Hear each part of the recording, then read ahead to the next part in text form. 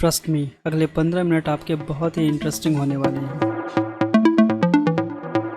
Okay, तो सबसे पहले हमें कैमरा मैच कराने के लिए F-Spy सॉफ्टवेयर डाउनलोड करना है, जो कि एक स्टैंड अलोन सॉफ्टवेयर है। बट इसके साथ साथ आपको एक ब्लेंडर की एड ऑन भी मिलेगी, उसको भी आपको डाउनलोड करना है, जिससे हम F-Spy की फ़ाइल को ब्लेंडर में इंपोर्ट कराएंगे।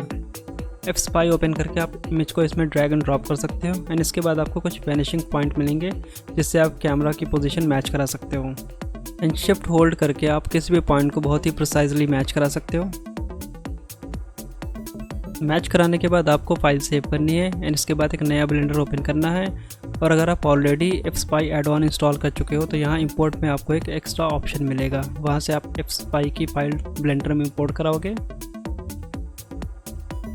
एंड यहाँ पे आप एक क्यूब ऐड करके देख सकते हो कि कैमरा हमारा बहुत ही सही तरीके से मैच हो चुका है। मॉडलिंग में ज़्यादा कुछ नहीं है, बस आपको एक प्लेन ऐड करनी है और उसको वॉल के साथ मैच कराना है। एंड जहाँ जहाँ पे भी खिड़कियाँ या होल्स है वहाँ पे आपको लूप कट डाल के उसको अंदर के साइड पे एक्सट्रूड करना है। एंड बाकी जो एक्स्ट्रा डिटेल है विंडोज़ के ऊपर, उसको आप वहीं से फेस की कॉपी लेके उसको एक्सट्रूड कर सकते हो। एंड विंडोज़ के लिए विच आई प्रेफर कि आप गूगल से कोई भी एक विंडोज़ जैसे वेक्टर इमेज डाउनलोड करके उसको आप इंक स्पेस में ले जाके लाइव ट्रेस कर सकते हो। इंक स्पेस भी बिल्कुल फ्री का सॉफ्टवेयर है, लाइक ब्लेंडर। तो आप वहाँ से सीधे इसको ब्लेंडर में एज ए SVG इंपोर्ट कराओगे और उसको एज ए 3D मॉडल आप आसानी से यूज़ कर सकते हो। तो इससे आपका मॉडलिंग का बहुत ज़्यादा टाइम बच सकता है।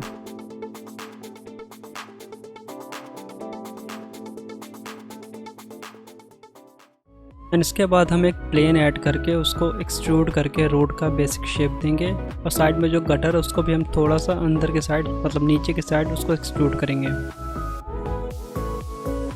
एंड घर की सीढ़ियाँ भी रह गई हैं तो उसको भी हम ऐड कर देते हैं।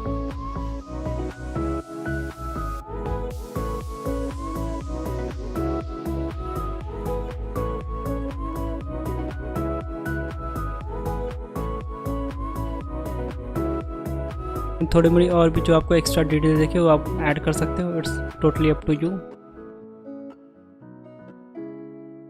क्योंकि सीन जितना ज़्यादा डिटेल्ड होगा उतना ज़्यादा रियल लगेगा। सो अब हमारा ये जो पहला वाला हाउस है वो कंप्लीट हो गया। अब हम जो लेफ़्ट साइड में है उसको स्टार्ट करेंगे। यहाँ पे भी आपको कोई बहुत ज़्यादा फैंसी मॉडलिंग टूल यूज़ नहीं करने, बस आपको एक्सट्रूड करना है लूप कट डाल के, एंड शेप को मैच कराना है। एंड यहाँ एक्सट्रूडेड पार्ट पे जो आपको मोल्डिंग वाली डिटेल दिख रही है उसको आप बहुत ही आसानी से बेवल मॉडिफायर से ऐड कर सकते हो। बस जिस भी पार्ट पे वो डिटेल ऐड करनी है उसका आपको एक वर्टेक्स ग्रुप बनाना है, एंड बेवल मॉडिफायर में यहाँ से उसको सिलेक्ट करना है। उसके बाद प्रोफाइल वाले ऑप्शन में आपको बहुत सारे प्रीसेट मिलेंगे जो आप आसानी से सिलेक्ट कर सकते हो, या फिर आप चाहो तो कस्टम शेप्स भी ड्रॉ कर सकते हो। बट वो डिटेल तभी दिखेगी जब आप सेगमेंट इंक्रीज़ करोगे। आप चाहो तो मल्टीपल वर्टेक्स ग्रुप भी सेव कर सकते हो और उसको एक ही मॉडल पे मल्टीपल बेवल ऐड करके सबको सेपरेटली कंट्रोल कर सकते हो।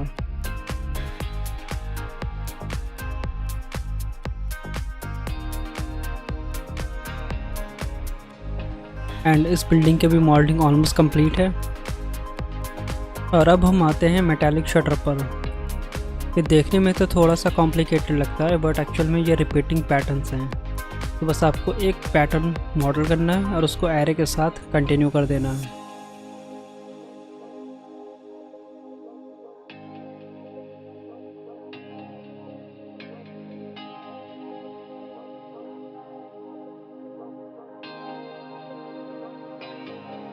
शटर के बाद हम दोनों पोल को मॉडल करेंगे,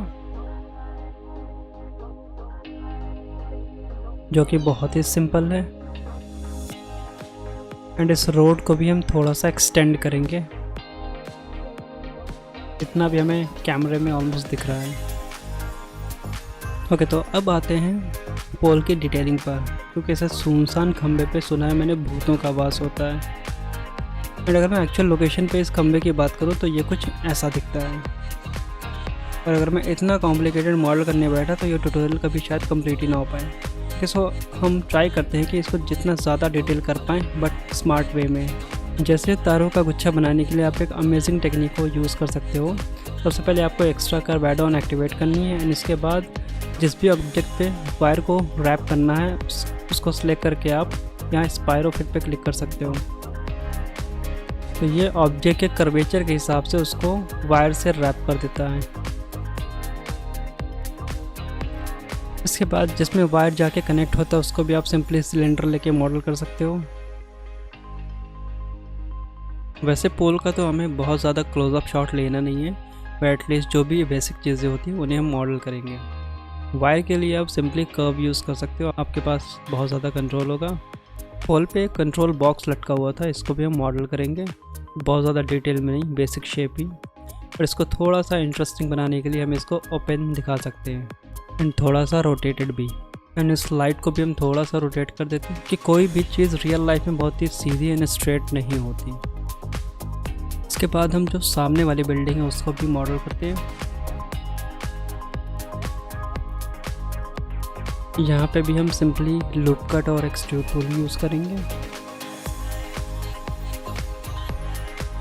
एक सर्टेन पॉइंट पे मुझे बेवल करने में प्रॉब्लम आ रही थी, तो थोड़ा स्ट्रगल करने के बाद पता चला कि इसके फेस नॉर्मल उल्टे हैं। उसको करेक्ट करने के लिए आप शिफ्ट एन प्रेस कर सकते हो, तो नॉर्मल एक साइड हो जाएंगे।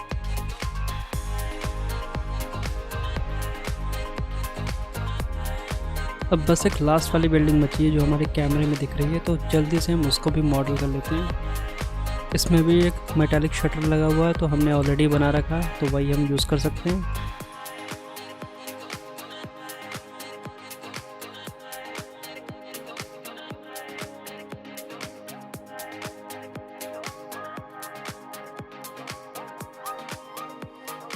तो मॉडलिंग हमारी ऑलमोस्ट कंप्लीट है। अब आता है इस ट्यूटोरियल का सबसे interesting part, which is texturing.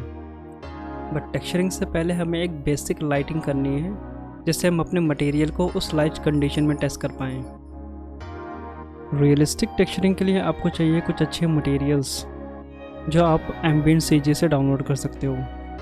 Ambient CG एक कमाल की वेबसाइट है जहाँ पे आपको ज़रूरत के सारे मटेरियल्स बिल्कुल फ्री में मिल जाते हैं। तो बिल्डिंग्स के लिए मैंने कुछ बेसिक कंक्रीट के मटेरियल्स डाउनलोड किए, और हर मटेरियल के साथ आपको 4 से 5 टेक्सचर्स मिलेंगे, और जिनमें से हम बस रफनेस और नॉर्मल यूज़ करेंगे, क्योंकि डिफ्यूज़ का कलर हमें सीन के अकॉर्डिंग रखना है।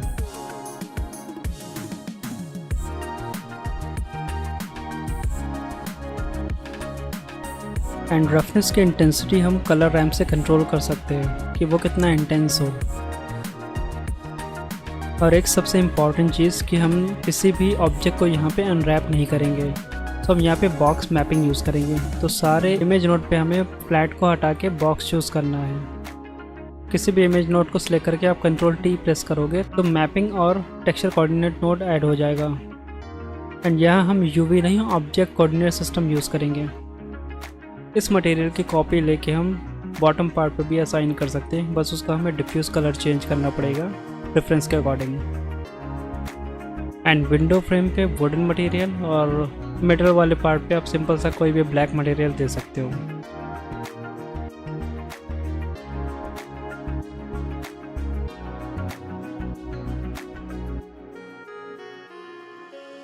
एंड लेफ्ट वाली बिल्डिंग पे भी हम उसी सेम मटेरियल का डुप्लीकेट लेंगे और उसका बस कलर चेंज करके यहाँ पे असाइन करेंगे।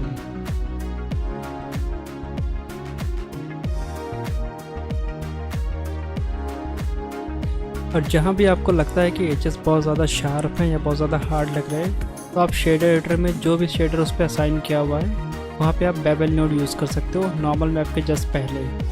एंड आई थिंक जो शॉप वाले शटर हैं वो अभी हमने मॉडल नहीं किया है, तो उसको भी बहुत ही जल्दी से मॉडल कर लेते हैं। इसकी मॉडलिंग के लिए बस आपको एक पैटर्न मॉडल करना है और उसको एरे से कंटिन्यू कर देना है। एंड बॉटम पार्ट पे भी थोड़ी सी डिटेल है जिससे आप मैनुअली बहुत ही ईजिली मॉडल कर सकते हो। एंड इसके टेक्सचरिंग के लिए भी हम सिंपली मस्ग्रेव टेक्सचर यूज़ कर सकते हैं, एंड जिसका लुक एंड फील काफ़ी अच्छा आ रहा है। एंड एक चीज़ ध्यान में रहे कि एक शटर दूसरे शटर से डिफरेंट होना चाहिए, तो आप मस्ग्रेव में जो W वाला ऑप्शन है उसको आप स्लाइड कर सकते हो, जिससे नॉइस का पैटर्न डिफरेंट आ जाएगा। कलर रैम्प को भी थोड़ा सा आप ट्विक करके इसके कलर में वेरिएशन दे सकते हो, जिससे सारे शटर के कलर थोड़े थोड़े डिफरेंट होंगे। एंड फ्रंट की जो बिल्डिंग है उसको भी हम सिंपली वही सेम मटेरियल कंक्रीट वाला कॉपी करके उसको चेंज करके यूज़ कर सकते हैं। एंड इस पर्दे पर आप फैब्रिक वाला टेक्सचर दे सकते हो एम्बिएंट सीजी से डाउनलोड करके। एंड यहाँ बॉटम पार्ट पे हमें ब्रिक का टेक्सचर ऐड करना है जस्ट लाइक आवर रेफरेंस। तो हम इस ज्योमेट्री में थोड़ा सा मेश ऐड करेंगे और थोड़ा सा इसको रैंडमाइज करके उस पर टेक्सचर अप्लाई करेंगे। एंड एम्बिएंट सीजी पे आपको बहुत सारे ब्रिक के टेक्सचर मिल जाएंगे जिसे आप इजीली यहाँ पे यूज़ कर सकते हो। एंड ये जो टॉप पार्ट पे थोड़ा सा कलरफुल पैटर्न दिख रहा है, ऐसा इफेक्ट आप simply wave note plus colour ramp use करके ला सकते हो बहुत ईजिली। एंड अब आते हैं टेक्सचरिंग के सबसे इंटरेस्टिंग पार्ट पे, वो है रोड की टेक्सचरिंग। तो सबसे पहले हम थोड़े से सेगमेंट्स ऐड करेंगे, वो भी इवनली। एंड थोड़ा सा रेफरेंस के अकॉर्डिंग हम रोड का एलिवेशन अप एंड डाउन कर सकते हैं। एंड पूरे सीन का एक लौता एक ऐसा पार्ट है जिसे हम अनरैप करने वाले हैं। तो अनरैप करने के लिए आप सिंपली मॉडल को सिलेक्ट करके यू प्रेस करोगे एंड अनरैप कर दोगे। तो अगर आप ध्यान से देखोगे तो इस रोड पे दो मटेरियल लगे हुए हैं। नीचे वाली लेयर है कंक्रीट की एंड उसके ऊपर एसफॉल्ट की। तो हम ऐसा ही कुछ यहाँ पे रेप्लिकेट करने वाले हैं। तो शेडर एडिटर में हम दोनों मटेरियल्स को इंपोर्ट कराएंगे एंड यहाँ पे हमें एक ऐसा मास्क पेंट करना होगा जो बस एजेस को रिवील करे ताकि हमें वो कंक्रीट वाला पार्ट दिख जाए। तो यहाँ पे हम एक new image texture node add करेंगे। तो यहाँ इस बटन पे क्लिक करके आप एक ब्लैंक डॉक्यूमेंट क्रिएट कर सकते हो जिसके ऊपर हम पेंट करेंगे। एंड इस नोड को सिलेक्ट करके आप सिंपली टेक्सचर पेंटिंग व्यू में जाओगे और वहाँ पे अपनी पेंटिंग स्टार्ट करोगे। एंड आप ब्रश के कलर को स्वाइप कर सकते हो एक्सप्रेस करके, जैसा कि फोटोशॉप में होता है।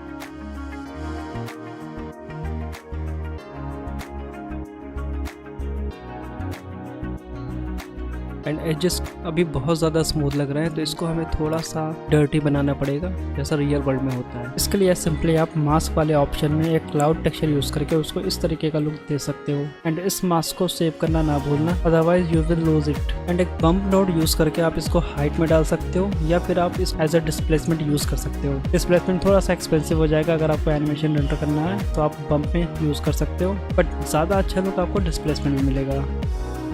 रेफरेंस के अकॉर्डिंग थोड़ी सी लाइटिंग हम एडजस्ट करेंगे। If you see the image, इसमें बैक साइड से भी एक लाइट आ रही है, हल्की सी ब्लू कलर की है। तो ऐसा कुछ हम यहाँ पे क्रिएट करेंगे।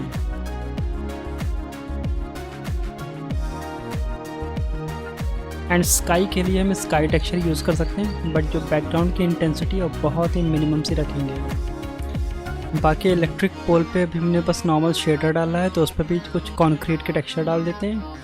एंड जो फ्रंट वाला पोल है उस पर एक रस्टी मेटल का मटेरियल हम अप्लाई करेंगे। एंड ये जो पोल पे कंट्रोल बॉक्स है, इसको भी आप थोड़ा सा डर्टी दिखा सकते हो, नहीं तो ये बहुत ज़्यादा प्लेन और CGI वाला लुक देगा। एंड ऊपर जो होर्डिंग या बैनर लगा हुआ है उसको आप सिंपली इमेज से ही क्रॉप करके लगा सकते हो। क्रॉप करना इसलिए ज़रूरी है क्योंकि ये इमेज 4K में है, तो ज़्यादा लोड पड़ेगा सिस्टम पे। तो इतनी मेहनत करने के बाद ये रहा हमारा फाइनल रेंडर, और इसे देख के ऐसा लग रहा है कि जैसे मैगी में केचप मिसिंग है। तो केचप कैसे डालना है चलिए देखते हैं। तो सबसे पहले हम रोड के टेक्सचर को इन्हेंस करेंगे। इसके लिए हम एम्बिएंट ओक्लूजन एंड नॉइज़ के साथ कलर रैम्प और मैप रेंज से इनको कंट्रोल कर सकते हैं, और इन सब को हम फाइनली रफनेस मैप के साथ मिक्स करेंगे। Now you can see the difference. And इसके बाद अगर आप पोल को देखो तो इसका रोड्स के साथ कोई भी कनेक्शन नहीं लग रहा, जैसा अपनी रेफरेंस इमेज में है। तो वैसा कुछ क्रिएट करने के लिए आप सिंपली एक प्लेन लेके सेम एसफॉल्ट टेक्सचर को अप्लाई कर सकते हो और उसका कलर हल्का सा चेंज कर सकते हो।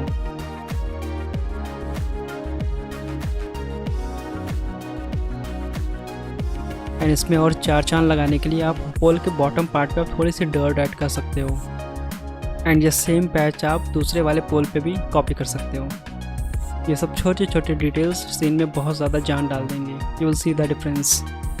तो इसके साथ साथ मैंने थोड़ी बहुत सीन में डिटेल्स और ऐड करी हैं, जैसे ये पोल के वायर पे एंड ये शटर और ये वेंटिलेशन में लाइट रेफरेंस के अकॉर्डिंग, एंड ये स्टोन स्लैब वो भी देसी वाले, और ये पास वाले खंबे पे कोचिंग वाले भैया की advertisement. But if you are wondering कि ये फटा हुआ कैसे आ रहा है, बस आपको नॉइस टेक्सचर अल्फा में डालना है कलर रैम के साथ थोड़ा सा ट्विक करके। एंड हमारे यहाँ स्ट्रीट पे ट्रैश ना हो ऐसा तो पॉसिबल है ही नहीं, तो मेरे पास ऑलरेडी कुछ ट्रैश मॉडल्स है जो मैंने खुद मॉडल किए हैं, उनको मैं यहाँ पे यूज़ करने वाला हूँ स्ट्रीट पे। इस कार्डबोर्ड के डब्बे को हम खंबे के पास लगा देंगे, जैसा यूजुअली हम देखते हैं अपने आसपास। एंड बाकी के ट्रैश को हम ज्योमेट्री नोड से बहुत ही ईजिली स्कैटर कर सकते हैं रोड के अराउंड।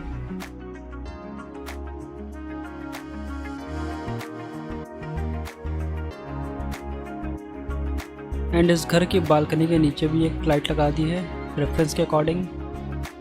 एंड एक और बहुत ही स्पेशल चीज़ जो हम यहाँ ऐड करेंगे वो है फॉग। सो उसके लिए हम इतना बड़ा एक बॉक्स लेंगे जो पूरे सीन को कवर कर ले।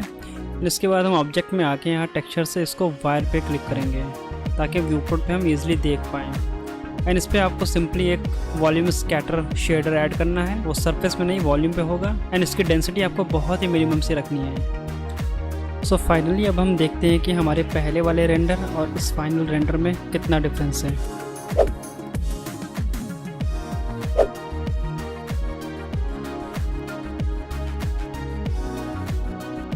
और अगर आप रेफरेंस इमेज को ध्यान से देखो तो आपको लाइट के अराउंड कुछ लेयर्स दिखाई देंगे, ये ब्लू एंड येलोइश कलर के होते हैं। तो इस इफेक्ट को भी बहुत इजीली आप ऐड कर सकते हो ब्लेंडर कंपोजिटिंग में। तो ब्लेंडर कंपोजिटर में आपको एक ग्लेयर नोड ऐड करना है and you can see the difference.